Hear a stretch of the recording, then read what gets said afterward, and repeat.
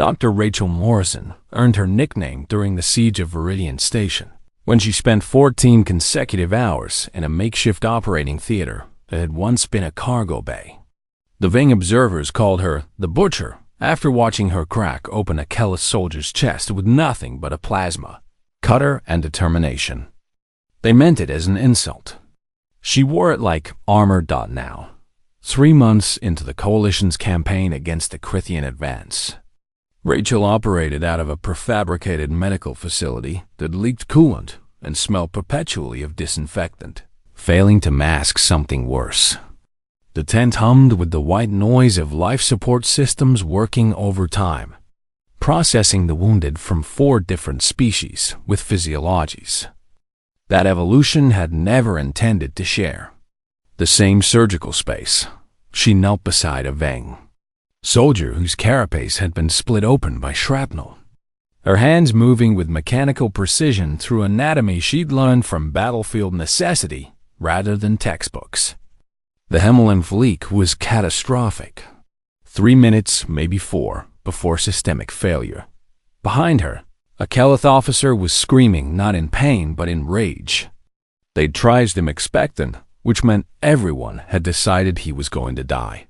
He wanted to return to combat, to die fighting rather than bleeding out on a stretcher. Rachel tuned him out. Wasn't the first speech about honor she'd heard today. "Commander Morrison." The voice came from above, cold and mechanical. A Vang tactical observer loomed over her workspace, mandibles clicking with barely concealed irritation. "You are expending resources on a unit with sub-20% survival projection." Rachel didn't look up, just kept sealing the breach in the soldier's internal distribution system. Noted. This is the 3rd instance where you have ignored probability assessments. Also noted. The observer's mandibles clicked faster. The logical allocation of medical intervention dictates. "I'm familiar with triage protocols." Rachel interrupted, finally glancing up. Her face was streaked with someone else's blood. "I helped write half of them." Then you understand this soldier's resource consumption exceeds expected return value.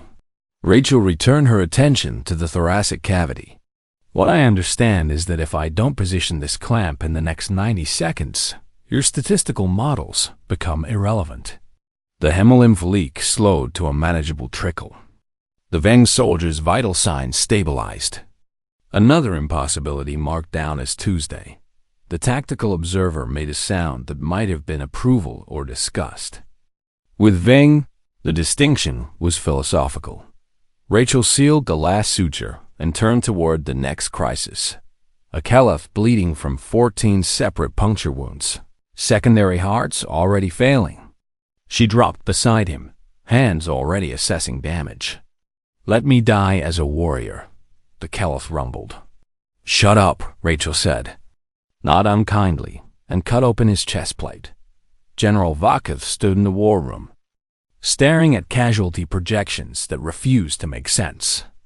Mathematics didn't lie. It was the one universal constant across every species in the coalition. Yet the data streaming across her display suggested mathematics had taken a vacation 3 days into the offensive. "Run it again," she ordered. The analysis cluster complied. Projected losses: 42% of combat effective personnel. Actual losses: 11%. Admiral Gromuth, a Kelith whose crest plates marked him as old guard military, leaned against the tactical table. Perhaps the enemy was weaker than intelligence suggested. Enemy strength matched predictions within acceptable variance. The AI responded immediately. Terrain favored defensive positions as calculated. Weapon effectiveness remained constant. Coalition forces should have suffered catastrophic depletion by hour 18.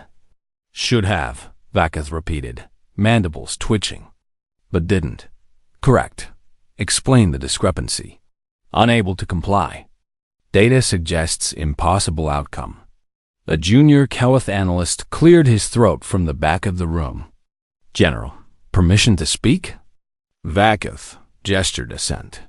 "I was with the 14th Shock Infantry, During the breach at Carter 7, we took direct artillery. 14 casualties in 30 seconds. He paused.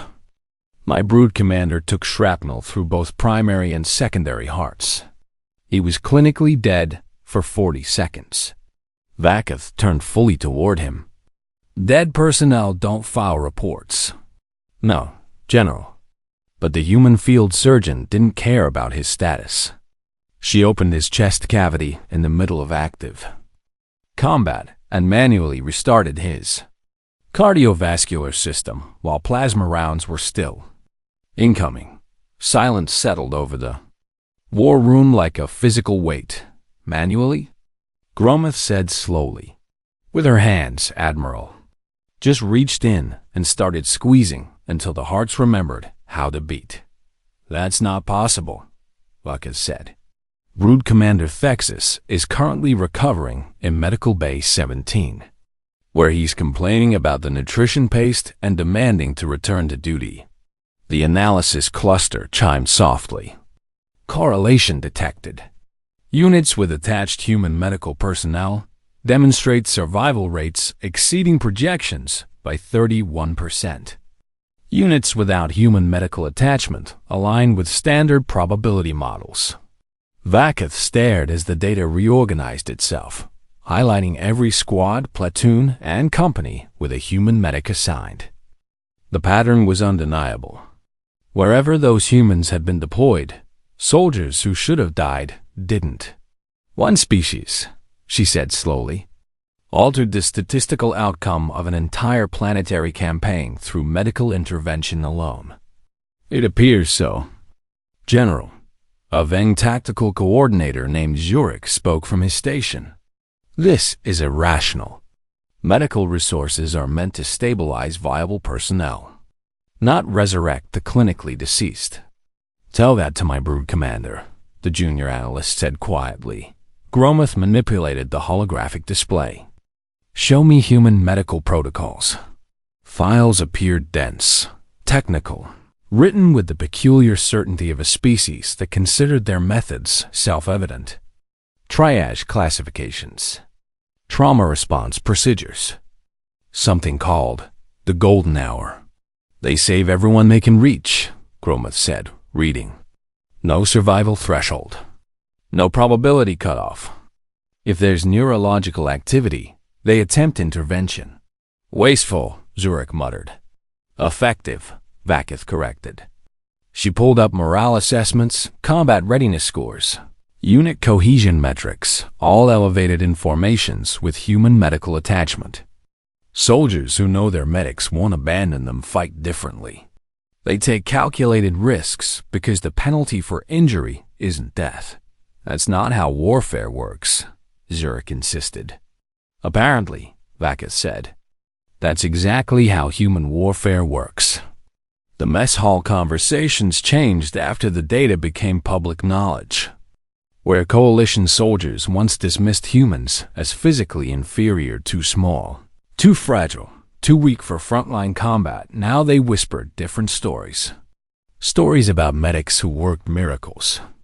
About humans who refused to acknowledge mathematics. When lives hung in the balance, Rachel heard the whispers and ignored them. She had 14 soldiers in various states of repair, a supply shortage that would have been funny if it wasn't potentially fatal, and approximately 4 hours until the next major engagement. No time for reputation management, but the coalition command had other ideas. She was summoned to the command center at 0600, still wearing her field uniform because nobody had warned her this was official. The blood on her sleeves had dried to brown crust. Small mercies.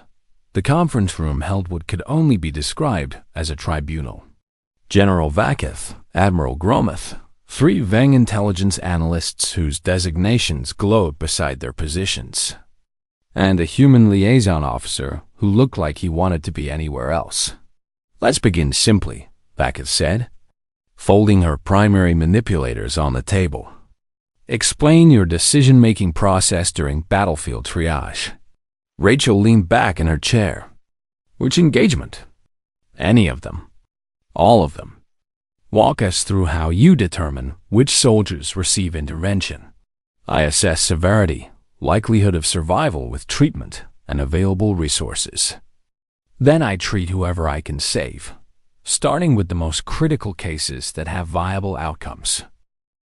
Define viable, one of the Veng analysts Zurich said, leaning forward. Neurological activity, cardiovascular function, even if compromised. Respiratory capacity. If the brain is alive and I can reach them, they're viable. Your threshold for viable includes soldiers with zero probability of survival. My threshold includes soldiers with zero probability of survival without intervention, Rachel corrected. With intervention, that probability changes. That's the entire point of battlefield medicine. But you cannot save everyone. No. Yet, you attempt to save individuals whose survival requires disproportionate resource allocation. Rachel tilted her head, stunning him. You're asking why I don't write people off based on how much effort they'll require. Yes, because effort isn't a finite resource in the way you think it is. Time is finite. Equipment is finite. My ability to give a damn about cost-benefit analysis when someone's bleeding out in front of me. Surprisingly infinite. Gromoth made a sound that might have been approval. You prioritize immediate need over strategic value. I prioritize keeping people alive. Strategy is someone else's department. But your actions have strategic consequences, Vaketh interjected. Your medical interventions altered combat effectiveness across multiple battalions. You must have understood this. I understood that soldiers who survive their injuries can return to duty. Is that supposed to be controversial? Zurich's mandibles clicked rapidly. Among our species, resources are allocated to those most likely to return to combat effectiveness quickly. Extended treatment of severely wounded personnel diverts capacity from those with better recovery prospects. Rachel stared at him for a long moment. You're telling me you let soldiers die because healing them takes too long? We optimize treatment distribution for maximum force preservation. You abandon your own people because the math looks inconvenient. The room went very quiet. That is not, Zurich began. No. I get it, Rachel interrupted, sitting forward. Your medical doctrine is built around acceptable losses. You calculate survival probability, factor in treatment duration, and if the numbers don't line up, you categorize them as expectant and move on. Very efficient. Very logical. Very stupid. Commander, the human liaison officer said quietly. A warning. She ignored him. You want to know why half your army is still breathing? Because I decided they were worth the effort. You can call that irrational. I call it Tuesday. The tribunal lasted 3 hours. 3 hours of Rachel explaining basic human medical philosophy to officers who treated casualties like acceptable mathematical variables. By the time they dismissed her, she was exhausted in ways that had nothing to do with physical fatigue. She returned to her tent to find chaos. A Keleth medical officer named Thorvax stood in the center of her surgical bay, surrounded by 3 wounded soldiers and 2 medical drones, systematically triaging patients according to coalition protocols, which meant he was marking a young Veng scout barely past adolescence as expectant. What are you doing? Rachel demanded. Thorvax turned, crest plates flaring defensively, implementing proper resource allocation. This facility has been operating under inefficient parameters. Rachel looked at the Veng scout. Severe arterial damage. Maybe 20 minutes before systemic failure. Difficult save, but possible. He's viable, she said. Survival probability is 12%. Treatment would require 45 minutes minimum. Other patients require immediate attention. Then help me, and it'll take 20 minutes. You are not understanding. The mathematics. I understand mathematics fine, Rachel said, moving toward the scout. I also understand that your mathematics don't account for someone actually trying. Thorvax stepped between her and the patient. I cannot allow this waste of resources. Something in Rachel's expression must have changed, because the two coalition soldiers in the tent suddenly found reasons to be elsewhere. Cannot allow? She said softly. The tactical committee has authorized standardization of medical protocols across all coalition facilities. Human methods are deemed inefficient. Rachel looked at the scout, dying on her operating table because someone had decided he wasn't worth the effort. Looked at Thorvax, proud and certain in his convictions. Looked at the other wounded soldiers watching this confrontation with the peculiar intensity of people who just realized their lives might depend on its outcome. Get out, she said. I have authorization. I don't care. This is my facility. That's my patient. Get out or I'll have you removed. You lack the authority. Rachel grabbed a sterile tray from the nearest surface and hurled it across the tent. It hit the wall with a crash that made everyone flinch. Out. Thorvax left. The medical drones followed. Rachel stood alone in her tent with 3 wounded soldiers and a dying scout who was running out of time. She took a breath, steadied her hands, moved to the operating table. Stabilizer, she said to the empty air. Nobody responded. No drones, no assistance. Just her .5. She'd done this before. Rachel worked in silence, hands moving through procedures she could perform blind. The arterial damage was worse than she'd thought. The scout's hemolymph pressure was crashing. She had maybe 10 minutes done. She worked faster. Somewhere around minute 7, a Kelith combat medic named Karn appeared in her peripheral vision, holding a stabilizer. Heard you through something, he said quietly. Rachel took the instrument. Tactical committee sent Thorvax to standardize protocols. Heard that too. Karn positioned himself opposite her, anticipating her next move. Also heard humans don't do acceptable losses. We don't. Good. Neither do I anymore. They worked together in practiced silence. The scout's vital signs stabilized. Another impossible save, marked down as routine. When it was finished, Karn set down his instruments and looked at her directly. They're going to shut you down, you know. Thorvax will file a report. The committee will implement their protocols. Let them try.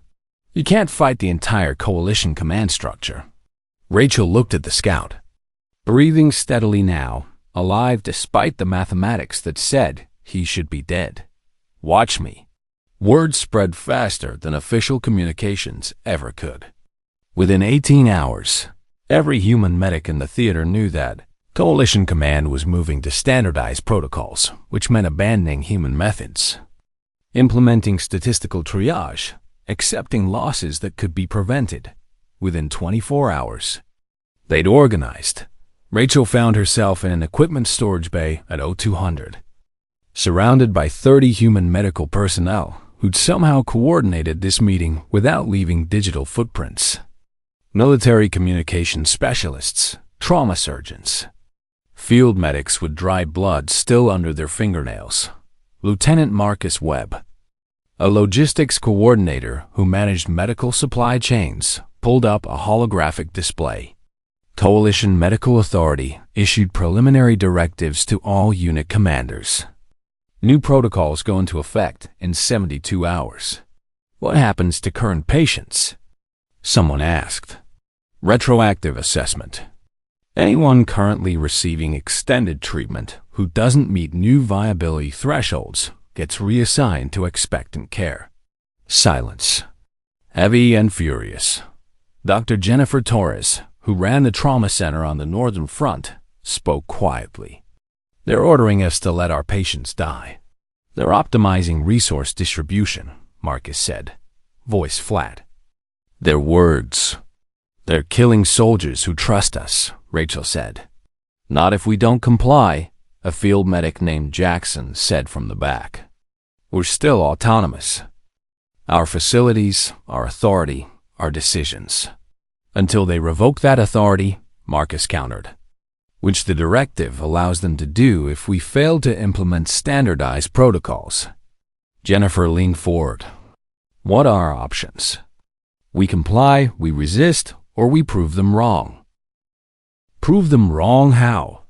Rachel had been thinking about this since Thorvax tried to let her patient die. They're implementing these protocols because they believe their mathematics are superior.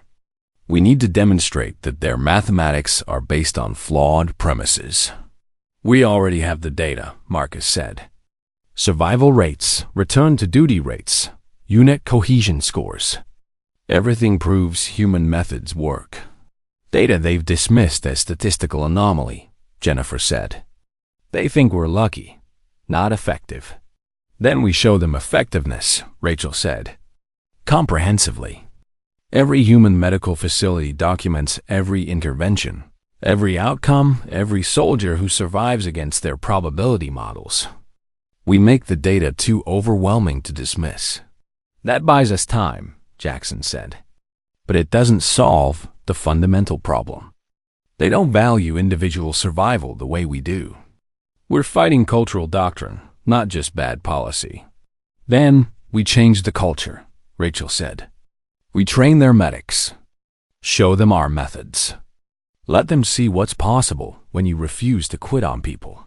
They won't accept that. Marcus said, some will. Rachel thought of Karn, standing across from her in surgery, choosing humanity's methods over his own species' doctrine. Enough will. And once coalition soldiers realize their own medics could save them but choose not to, the pressure for change comes from below, not above. Jennifer nodded slowly. We make it a survival issue. Soldiers demand better medical care. Command has to respond. It's risky, Marcus warned. If this fails, they'll remove every human medic from field operations. If we don't try, Rachel said, they'll implement protocols that kill soldiers we could save. That's not acceptable. The room was quiet for a moment. Then Jackson spoke. When do we start? Rachel checked her chronometer. 72 hours until implementation. We have 3 days to document enough successes to make our case undeniable. Every facility, every medic, every impossible save. Make them count. The first report came from the Eastern Front 16 hours later. Dr. Michael Chun's trauma center treated 47 casualties in 12 hours. Coalition protocols would have triaged 19 as expected. Human interventions saved 16 of them. The second report arrived from a mobile surgical unit attached to the 3rd Kelth Division. 5 critical cases, all beyond coalition viability thresholds. 4 survived. By hour 36, the data was pouring in. Hundreds of documented interventions. Soldiers alive who should have been dead. The mathematics becoming impossible to dismiss as anomaly. Rachel compiled everything into a comprehensive analysis, cross-referenced with coalition medical outcomes from units without human attachment. The difference was stark enough to be visible from orbit. She transmitted it directly to General Vaketh with a simple message. Your soldiers are dying because you've decided some of them aren't worth saving. Here's proof you're wrong. The response came 6 hours later. A summons to Coalition High Command. Rachel walked into the war room at 0800 to find it crowded. Not just Vaketh and Gromoth, but representatives from every coalition species. Tactical coordinators, medical authorities, and what looked like half the senior command structure. Thorvax stood near the front, crest plates arranged in smug satisfaction. Commander Morrison, Vaketh said formally, you are here to answer charges of insubordination and improper allocation of medical resources. I'm here to explain why your soldiers are still alive. Rachel corrected. You deliberately ignored direct orders from coalition medical authorities, Thorvax said. You disrupted standardized protocols and encouraged other human personnel to do the same. I save lives here. Protocols would have wasted. You expended resources inefficiently. I achieved better outcomes with the same resources. That's the definition of efficiency. Vacheth gestured, and the holographic display activated, showing Rachel's compiled data. Explain these numbers. 3 days of documented interventions across 23 human medical facilities. 412 patients treated who exceeded coalition viability thresholds. 307 survived. 70-4-8% survival rate on cases your protocols would have categorized as hopeless. The room was silent. 74%. Gromuth said slowly. Of soldiers your mathematics said weren't worth trying to save, Rachel said. 307 experienced combat personnel, still breathing, still fighting, still winning your war. You want to talk about resource efficiency? That's 307 soldiers you'd have buried instead. The resource expenditure required, Thorvax began, was justified by the outcome, Rachel interrupted. Every one of those soldiers represents years of training, combat experience, unit cohesion. You're so focused on immediate resource costs that you're ignoring the strategic value of keeping experienced personnel alive. This data could be fabricated, Zurich said from his position. It's verifiable, Rachel said flatly. Every intervention documented with full medical telemetry, witnessed by coalition personnel, cross-referenced with unit rosters. You want proof? Ask the soldiers I saved. They're in your barracks right now, preparing for today's operations instead of being statistics in your casualty reports. Vacheth studied the data for a long moment. If human medical protocols achieve these outcomes consistently, why have coalition methods not produced similar results? Because your methods are designed to accept losses, Rachel said. You calculate survival probability, and if it falls below threshold, you stop trying. Human medicine doesn't work that way. We keep trying until the patient is stable or dead. No middle ground. That seems exhausting, a Kelith medical authority said. It is, Rachel agreed. It's also effective. You're facing a choice, General. You can implement your standardized protocols and return to 40% casualty rates. Or you can accept that humanity's methods work and let us keep your soldiers alive. The silence stretched for nearly 30 seconds. Rachel could see the calculations happening behind Vacheth's eyes, tactical considerations, political implications. The cold mathematics of warfare being measured against something that couldn't be quantified in spreadsheets. Finally, Admiral Gromuth spoke. Show us, Rachel blinked. Show you what? Your methods. Train our medical personnel. Demonstrate these techniques that make the impossible routine. With respect, Admiral, that requires complete restructuring of coalition medical doctrine. It's not something I can teach in an afternoon. Then teach it over months, Vacheth said. Implement pilot programs. Embed human medical personnel with coalition units and train their medics in your protocols. The Tactical Committee will never approve, Thorvax said. This violates fundamental principles of resource management. The Tactical Committee, Vacheth said coldly, has been achieving suboptimal outcomes.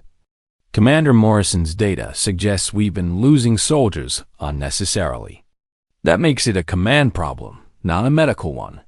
She turned back to Rachel. Can you scale this? Train enough coalition medical personnel to implement human protocols fleet-wide? Rachel thought about the logistics.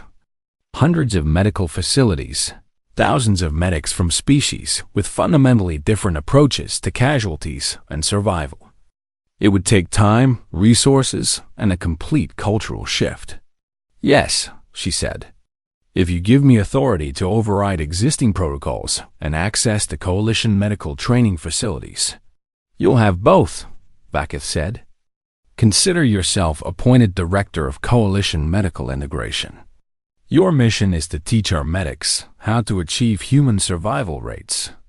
General, Zurich protested. "This is premature. We haven't fully analyzed the long-term implications." "The implications are simple," Gromuth interrupted. "We've been fighting wars at 40% casualties when we could have been fighting at 11%. That's not a medical question. That's a strategic failure." He moved to the holographic display, manipulating the data to show comparative outcomes. "Look at unit cohesion scores, morale assessments, return to duty rates. Every metric improves in formations with human medical support. Not because humans are better soldiers, they're not, but because soldiers who trust their medics to save them fight differently. They take necessary risks. They believe victory is possible, even when wounded." Thorvax's crest plates flattened in distress. "This undermines millennia of established medical doctrine." "Good," Vakith said. "If that doctrine has been getting our soldiers killed unnecessarily, it deserves to be undermined." She looked directly at Rachel. "You have 3 months to establish training protocols and begin integration. I want measurable improvements in survival rates across all coalition forces within 6 months. Can you deliver that?" Rachel thought about every soldier she'd saved, who probability said should have died. Thought about Karn choosing humanity's methods over his own cultural doctrine. Thought about the junior Vang Scout currently recovering in medical because Rachel had refused to accept mathematics as destiny. I'll need human medical personnel embedded in every major. Coalition formation. Full authority to revise triage protocols. And a direct line to your office when traditionalists try to sabotage the program. "Done," Vakith said immediately. "Then yes, General. I can deliver that." The meeting dissolved into logistical discussions, deployment schedules, training facility access, resource allocation. Rachel found herself surrounded by coalition medical authorities who'd spent the past hour trying to condemn her and were now asking detailed questions about trauma response protocols. Only Thorvax remained apart. Press plates still flat with displeasure dot as the room cleared. He approached Rachel directly. "You have won this political battle, Commander. But doctrine exists for a reason. When your methods fail, and they will, the casualties will exceed anything coalition protocols would have produced." Rachel met his gaze steadily. "If my methods fail, you can say you were right. But until then, I'm going to keep saving soldiers you would have let die. And when those soldiers win your war, maybe you'll understand that some things are worth more than mathematics." She turned and walked out, leaving Thorvax alone with his certainty. 6 months later, Coalition medical corps looked nothing like it had before humanity joined the war effort. Field hospitals operated under revised protocols that prioritized aggressive intervention over statistical elegance. Vang analysts had stopped calculating resource expenditure per casualty and started measuring return-to-duty rates. Kelith medics who previously viewed their role as ceremonial death witnesses were learning chest compressions and arterial clamps with the grim determination of warriors discovering a new form of combat. The numbers didn't lie. Survival rates across all coalition forces had climbed 17%. Unit cohesion scores had improved. Desertion rates had dropped to nearly zero because soldiers stopped running when they believed their side would actually fight to keep them alive. Rachel reviewed the quarterly assessment reports with something approaching satisfaction. The transformation hadn't been smooth. 3 different cultural committees had lodged formal complaints about forced adoption of human emotional frameworks. But war didn't care about cultural sensitivities.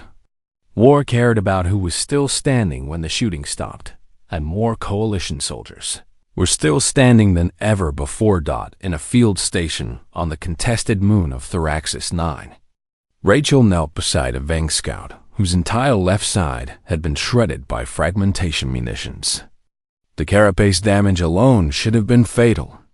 The Hemlund loss definitely should have been fatal. Should have been. Stabilizer, Rachel said, hand extended.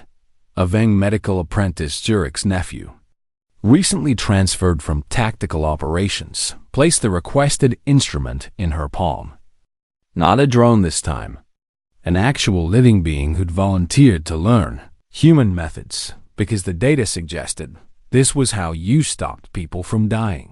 Watch the pressure differential, Rachel instructed, sealing a major vessel with movements that had become automatic. Their circulatory system doesn't respond well to sudden pressure changes. Gradual restoration. Let the body remember how to function. The apprentice observed with intense focus, his entire worldview recently dismantled and rebuilt. This individual's survival probability was calculated at 4%. Calculated wrong, apparently. You believe the mathematics were flawed? I believe mathematics can't account for whether someone tries or quits, Rachel said. The equation only works if you input the effort. The scout's vitals stabilized. Hemolymph pressure normalized. Respiratory function returned to acceptable parameters. Another soldier who would wake up tomorrow instead of never waking up again. Behind them, a Caliph medic was arguing with his patient, a human rifleman who insisted he was fine despite having been partially crushed by falling debris. The Caliph was having none of it, applying trauma foam with aggressive competence. You will remain immobile, the Caliph growled, or I will sedate you. And then you will remain immobile. The human laughed but didn't argue further. Smart. Rachel watched the exchange with quiet amusement. Months ago, the Caliph would have simply noted the injury and moved on to more viable cases. Now he was threatening patients into compliance because he'd absorbed the fundamental human truth. You don't abandon your people, even when they're stupid about their own welfare. Commander, the apprentice said, still processing their successful intervention. May I ask a personal question? Sure. Do you believe you're changing the nature of warfare? Rachel considered the question while pulling up casualty reports on her neural interface. She skimmed the numbers, noted the survival rates, thought about all the soldiers walking around with scars who should have been corpses. No, she said finally. I believe I'm changing who survives it. Is there a difference? Ask the people still breathing. An alarm chimed. Incoming casualties from the northern perimeter. Rachel grabbed fresh supplies, checked her equipment, prepared to do this all over again because that was the job. And it never actually stopped. The apprentice followed, medical kit secured. Ready to assist, learning, adapting, becoming. The kind of medic who didn't calculate acceptable losses because there were no acceptable losses, only people worth saving. The coalition had thought they were teaching humanity how to fight their war. Instead, humanity had taught them something far more dangerous, how to refuse to lose it. Rachel entered the trauma bay where new casualties were arriving. Hands already moving through familiar patterns, mind already calculating interventions. Someone's thorax was thoroughly shredded, naturally. Stabilizer, she said, and get me better lighting. Their anatomy is a nightmare, and I'm not losing this one because I couldn't see what I was doing. Behind her, the apprentice and 3 others moved with synchronized efficiency, no longer questioning whether the impossible could be made routine. They'd learned. The war continued. But fewer soldiers died in it. And in field hospitals across a dozen worlds. Human medics kept their hands bloodied and their patients breathing, teaching an entire galactic coalition that sometimes the most ruthless thing you could do was refuse to let anyone die. They mocked her bloodied hands once, called her the butcher, called human medicine wasteful, inefficient, emotionally compromised. Now they called it standard protocol. Rachel smiled at that.